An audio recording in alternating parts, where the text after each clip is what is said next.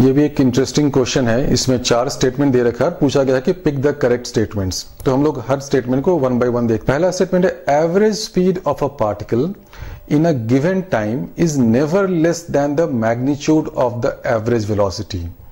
देखिए इस क्वेश्चन में क्या पूछा गया है कि किसी भी आप सपोज एक आर्बिट्ररी मोशन आपका हो रहा है 2 डायमेंशन में, आप ऐसे जा रहे हैं, तो आपका एवरेज स्पीड क्या होता है, जो यहां से यहां जो आपका लेंथ ऑफ दिस कर्व है, this length of curve divided by the time t। तो सपोज आप A से, ये मेरा इनिशियल पॉइंट है, यहां से मैं अगर सपोज B पे जा रहा हूं और यहां A से B जाने में मुझे टाइम t लग रहा है, तो अगर मैं इस कर्व के रास्ते जा रहा हूं तो एवरेज स्पीड क्या हो जाएगा, उसको मैं लिख देता हूं वैसे, स्पीड एवरेज हो जाएगा length of this curve divided by time t। और अगर मैं अब एवरेज वेलोसिटी की बात करूं तो वेलोसिटी किस पे डिपेंड करता है, डिस्प्लेसमेंट पे। तो A से B जाने में मेरा क्या डिस्प्लेसमेंट हुआ, मेरा डिस्प्लेसमेंट हुआ ये जो straight line connecting A to B। तो जो मैं एवरेज वेलोसिटी होगा, इसको मैं वेलोसिटी के टर्म्स में लिखूं या वेक्टर कर देता हूं और इसको मैं एवरेज लिख देता हूं, तो ये क्या हो जाएगा, length of this line AB, length of line AB divided by the time t। अब मैं जानता हूं कि कोई भी 2 पॉइंट A और B है, उसके बीच में जो शॉर्टेस्ट पाथ क्या होता है, शॉर्टेस्ट पाथ होता है ये स्ट्रेट लाइन। तो जो मेरा LAB है, this will always be less than any curve LC, यानी कि कोई भी मेरा कर्व हो, अगर मैं कर्व पाथ बना के जा रहा हूं तो इसका जो लेंथ है LC will always be greater than the length of this straight line AB। तो उससे क्या हुआ कि जो मेरा एवरेज स्पीड है वो किसी भी केस में भी हम ले तो एवरेज स्पीड मेरा एवरेज वेलोसिटी के मैग्नीट्यूड से ज्यादा होगा। दूसरा स्टेटमेंट देखते हैं, it is possible to have a situation in which dv by dt is not equal to 0 but d by dt of v is equal to 0। ये statement भी ट्रू है। वो क्यों है कि देखिए, अगर आपके पास सपोज आप एक सर्कुलर मोशन कर रहे हैं, सर्कुलर मोशन में आपका वेलोसिटी वेक्टर चेंज कर रहा है, वेलोसिटी वेक्टर चेंज कर रहा है, it means dv by dt जो आपका एक्सेलरेशन है, this is not equal to 0, it means modulus of dv by dt is not equal to 0। लेकिन अगर आपका यूनिफॉर्म सर्कुलर मोशन है, यूनिफॉर्म सर्कुलर मोशन मतलब स्पीड उसका कांस्टेंट है, स्पीड कांस्टेंट है, इसका मतलब this magnitude of this v bar is constant. तो magnitude of v is constant, it means d by dt of this thing this will be equal to 0। यानी कि हमने प्रूव कर दिया कि ऐसा एक केस होता है, और वो केस होता है यूनिफॉर्म सर्कुलर मोशन, जिसमें dv by dt तो 0 नहीं है, क्योंकि एक्सेलरेशन हो रहा है। एक्सेलरेशन किस डायरेक्शन में, सेंट्रीपेटल डायरेक्शन में, टुवर्ड सेंटर हो रहा है। लेकिन अगर मैं अपने स्पीड को डिफरेंशिएट करूं तो वो 0 आ रहा है, क्योंकि ये एक यूनिफॉर्म सर्कुलर मोशन है।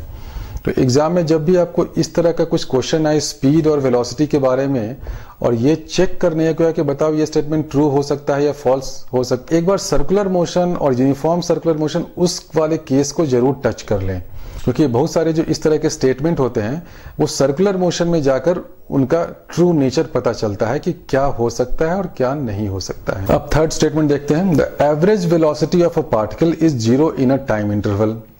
It is possible that the instantaneous velocity is never 0 in the interval। अब ये भी हो सकता है। ये क्यों हो सकता है, आप सर्कुलर मोशन पे ही आ जाइए। सर्कुलर मोशन में सपोज आप इस पॉइंट A से स्टार्ट करते हैं और आप घूमकर वापस उसी पॉइंट A पर आ जाते हैं, तो आपका डिस्प्लेसमेंट क्या हुआ, डिस्प्लेसमेंट, टोटल डिस्प्लेसमेंट तो 0 हो गया। तो एवरेज वेलोसिटी क्या हो गया उस टाइम इंटरवल में, और टाइम इंटरवल आपका क्या है, जो time period of this motion है।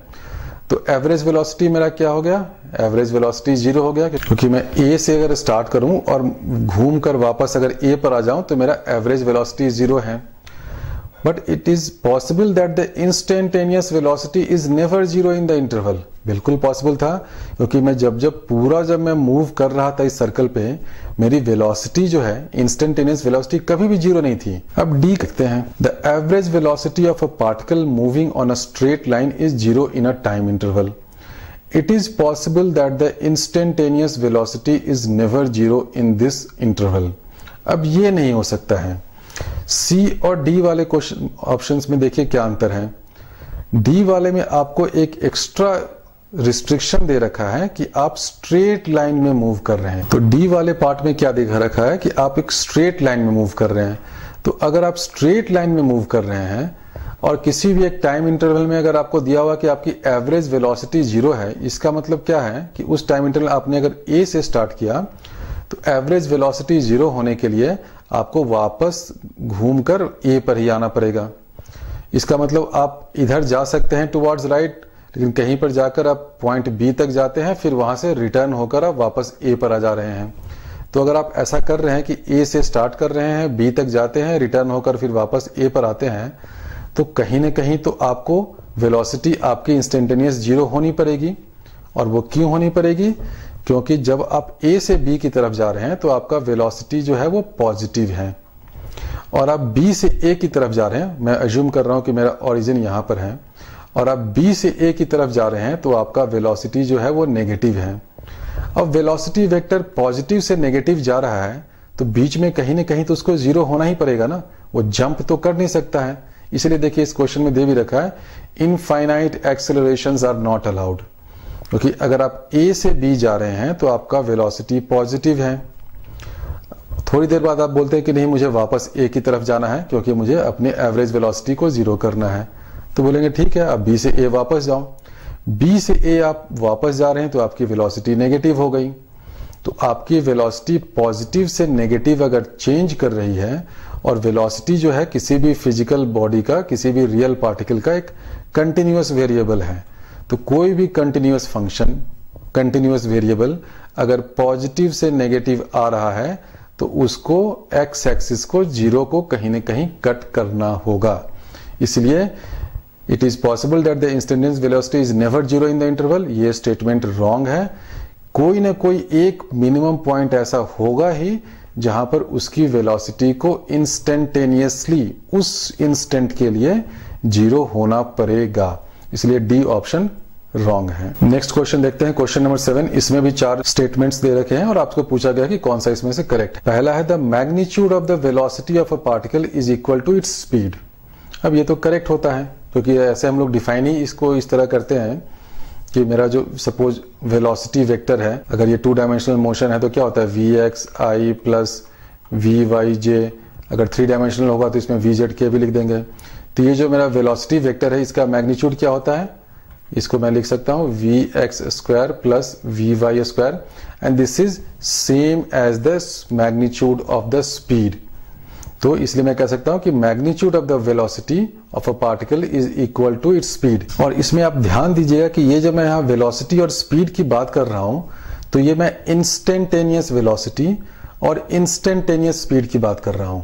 इसमें क्वेश्चन में लिखा हुआ नहीं है, लेकिन अगर आप लोग जानते होंगे कि अब इस लेवल में कहीं भी आपको वेलोसिटी लिखे इसका मतलब इंस्टेंटेनियस वेलोसिटी होता है, कहीं भी स्पीड लिखे इसका मतलब इंस्टेंटेनियस स्पीड होता है। अगर उसको एवरेज वेलोसिटी ऑथर को लिखना है या क्वेश्चन सेटर को लिखना है एवरेज वेलोसिटी एवरेज स्पीड, तो स्पेसिफिकली लिखेगा एवरेज वेलोसिटी एवरेज स्पीड। सिर्फ अगर वेलोसिटी या सिर्फ स्पीड क्या दिया हुआ है इसका मतलब मैं इंस्टेंटेनियस वेलोसिटी या इंस्टेंटेनियस स्पीड की बात कर रहा हूं। तो ये ऑप्शन ए करेक्ट है। दूसरा देखिए क्या है, the magnitude of average velocity in an interval is equal to its average speed in that interval.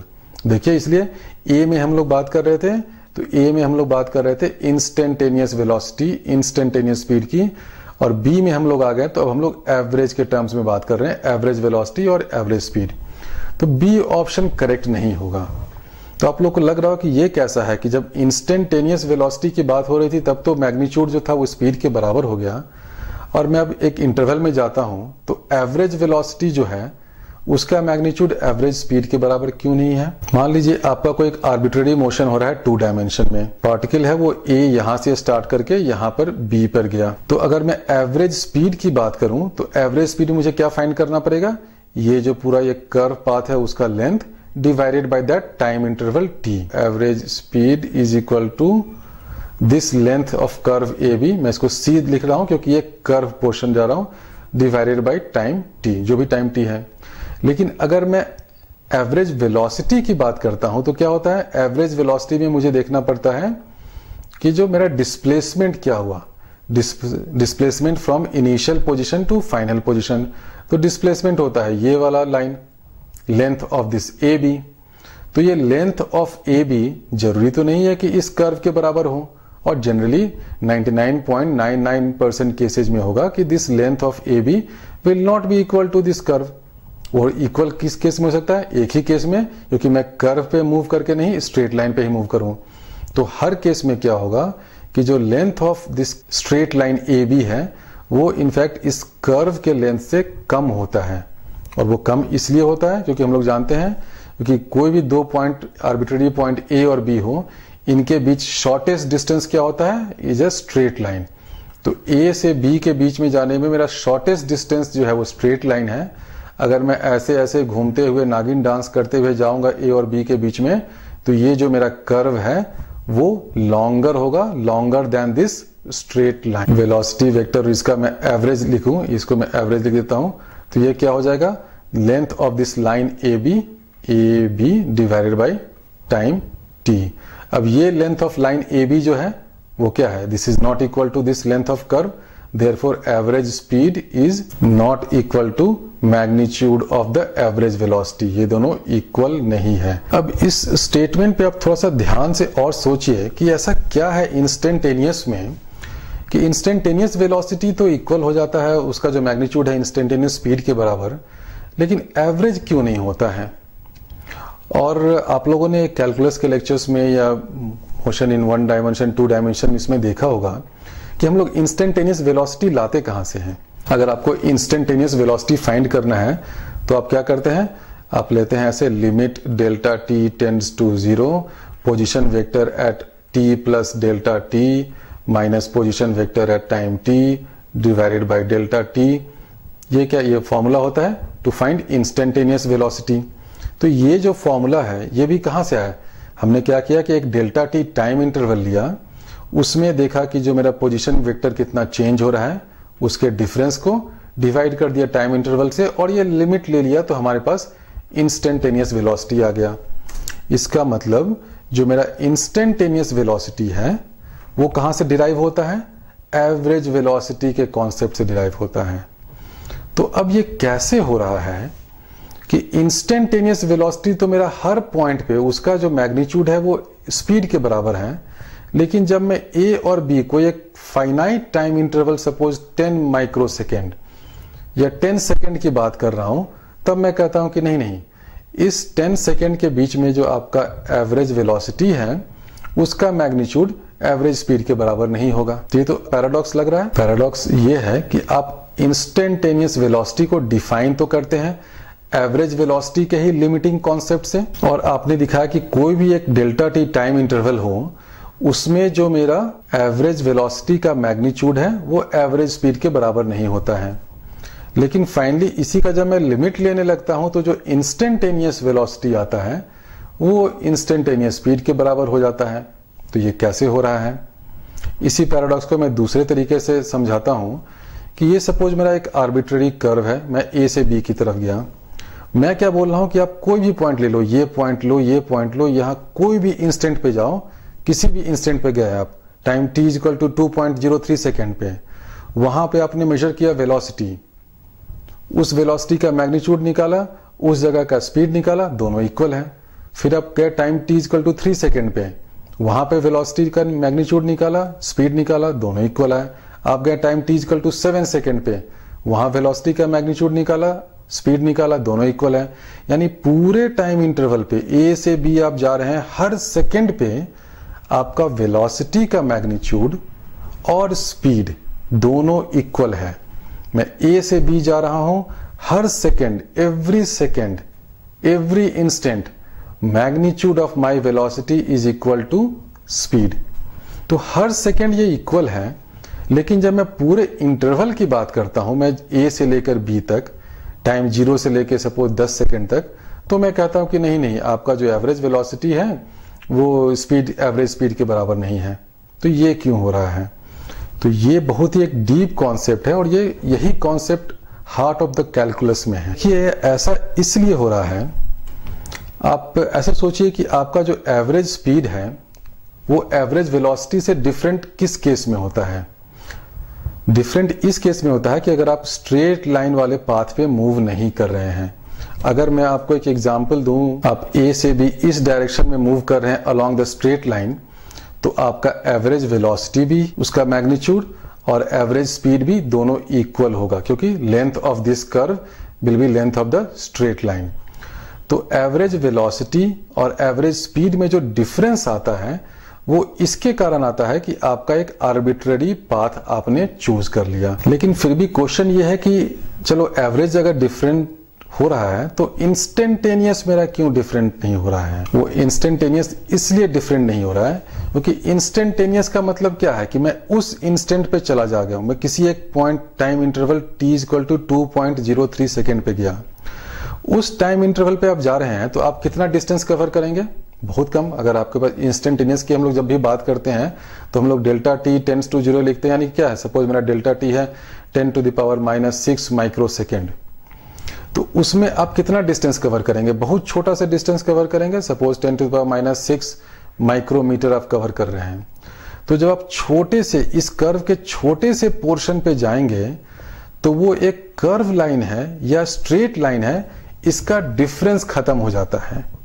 ध्यान से सुनिए, आप किसी भी कर्व को ले लें, मैंने ऐसा एक कर्व बनाया है, ये कर्व हो, कोई सा भी आप कर्व एक ले लें और इस वाले पोर्शन को आप जूम करते जाएं, तो आप देखेंगे कि जितना अगर आप ज्यादा जूम करते जा रहे हैं तो अल्टीमेटली कोई भी कर्व का एक छोटा सा पोर्शन लेके जूम करेंगे तो अल्टीमेटली आपको एक स्ट्रेट लाइन दिखने लगेगा। इसका मतलब जब मैं इंस्टेंटेनियस वेलोसिटी की बात करता हूं, जब मैं delta T very very very small की बात करता हूं, इसका मतलब क्या है, मेरा डिस्टेंस भी मैंने बहुत छोटा सा कुछ कवर किया है। तो छोटे से डिस्टेंस में आपका पाथ कर्व है या स्ट्रेट लाइन है, दोनों के बीच का डिफरेंस खत्म हो जाता है। और ये डिफरेंस खत्म क्यों होता है? That is the beauty of differential calculus, कि जैसे ही आपका डेल्टा टी 0 हो रहा है तो जो मेरा एक्चुअल पाथ, जो कर्व पाथ है और जो अप्रोक्सीमेशन है स्ट्रेट लाइन, दोनों के बीच का डिफरेंस खत्म हो रहा है।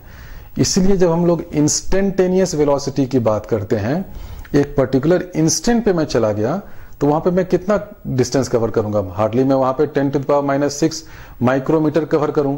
तो उस छोटे से डिस्टेंस में मेरे पास तो कोई डिग्री ऑफ फ्रीडम नहीं है ना कि मैं पूरा ऐसे ऐसे घूम घाम के नागिन डांस करूं, क्योंकि मेरे पास मूव ही करना है 10⁻⁻6 माइक्रोमीटर, तो मैं हल्का सा ऐसे मूव करूंगा which will look very similar to a straight line. वही चीज अगर मैं आपको बोलूं कि time t equal to 10 second की बात करिए, तो 10 सेकेंड में मैं मूव कर सकता हूं 10 टू द पावर, सपोज मैं 10 मीटर मूव कर सकता हूं, तो 10 मीटर में मैं पूरा ऐसे घूम सकता हूं। तो ये मेरा जो कर्व है वो स्ट्रेट लाइन के बहुत ज्यादा डिफरेंस हो गया। तो ये एक बहुत ही डीप कॉन्सेप्ट, आपको इतना समझने की जरूरत नहीं है। अगर आप कुछ लोगों को इसमें समझ में नहीं भी आया होगा तो आप जो मैंने इतना लंबा ये जो भाषण दिया आप उसको स्किप भी कर सकते हैं। आप इस वाले डायग्राम को सिंपली देखकर कह सकते हैं कि magnitude of average velocity in an interval is not equal to its average speed in that interval.